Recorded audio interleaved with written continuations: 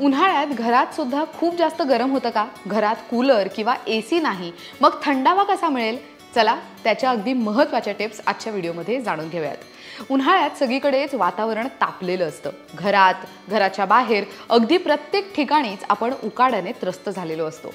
मे महिन्यात तर कधी-कधी अशी वेळ सुद्धा येते की पंखा, कूलर ह्याच्यातून सुद्धा गरम हवा येऊ लागते. हो ना? त्यामुळे मग घरात बसणंही अगदी अशक्य होऊ लागतं.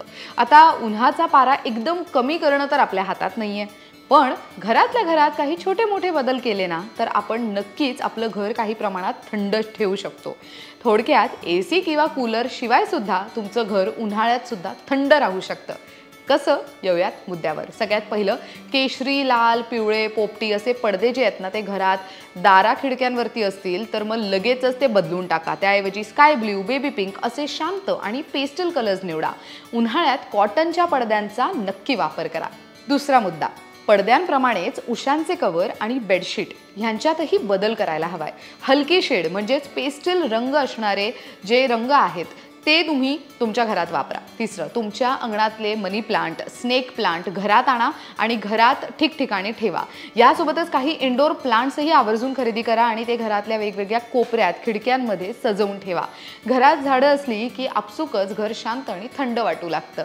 उन्हाळ्यात तुम्ही टेबल फॅनचा जर वापर करत असाल ना, तर त्याच्यासमोर त्याच्या उंची एवढ्याच उंचीवर पाण्याने भरलेलं एक पसरट भांडं ठेवा. या भांड्यात तुम्ही बर्फाचे तुकडे वारंवार टाकू शकता. पंख्याची हवा एकदम थंड येऊ लागते. पाचवा मुद्दा, दुपारी 1 ते 4 या वेळेत ऊन खूप कडाक्याचं असतं. अशा वेळी घराचे दारं, खिडक्या बंद ठेवा. बाहेरची उष्ण हवा आत आली नाही तर घर बऱ्याच प्रमाणात थंड राहतं. सहावा मुद्दा, खिडकी किंवा दाराला जर पडदे असतील तर त्यावर हँड स्प्रेचा वापर करून पाणी शिंपडा. पडदे अर्धवट ओले करा. त्यानंतर घरातले पंखे लावा.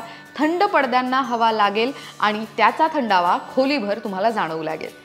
सातवा मुद्दा, आजकाल खळखळ आवाज करणारे छोट्याशा धबधब्याचे अनेक शो पीस मार्केटमध्ये मिळतात. असं एखादं शो पीस तुम्हीही घरात ठेवा.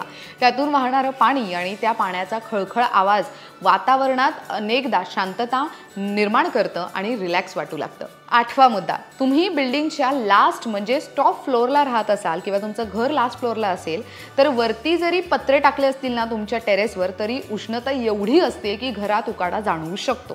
अशा वेळेस काय करायचं तर गच्चीवर संध्याकाळी जा आणि बकेटभर पाणी शिंपडा. त्याने थोडाफार प्रमाणात का होईना थंडावा जाणवेल. बाल्कनीमध्ये झाडे लावा ज्याने थंडावा राहील आणि बाल्कनीच्या ग्रिलला हिरवा कापड लावून ते पॅक करून टाका. त्याने सुद्धा अति उन्हामुळे झाडे वाळणार नाहीत आणि घरात बाहेरील हीट ही जास्त येणार नाही. शिवाय थंडावा तसाच राहील. अशा पद्धतीने छोटे मोठे बदल तुम्ही केले तर एसी आणि कूलर शिवाय सुद्धा तुमचं घर थंड राहू शकतं. आजची माहिती कशी वाटली कमेंट करून नक्की कळवा. अजूनही विषय सुचवा ज्याच्यावर तुम्हाला माहिती जाणून घ्यायला आवडेल. लोकमत सखीच्या फेसबुक पेजला लाईक करा, यूट्यूब चॅनलला सबस्क्राईब करा आणि सोबतच इंस्टाग्रामला जाऊन फॉलो करायला विसरू नका. पाहत रहा लोकमत सखी.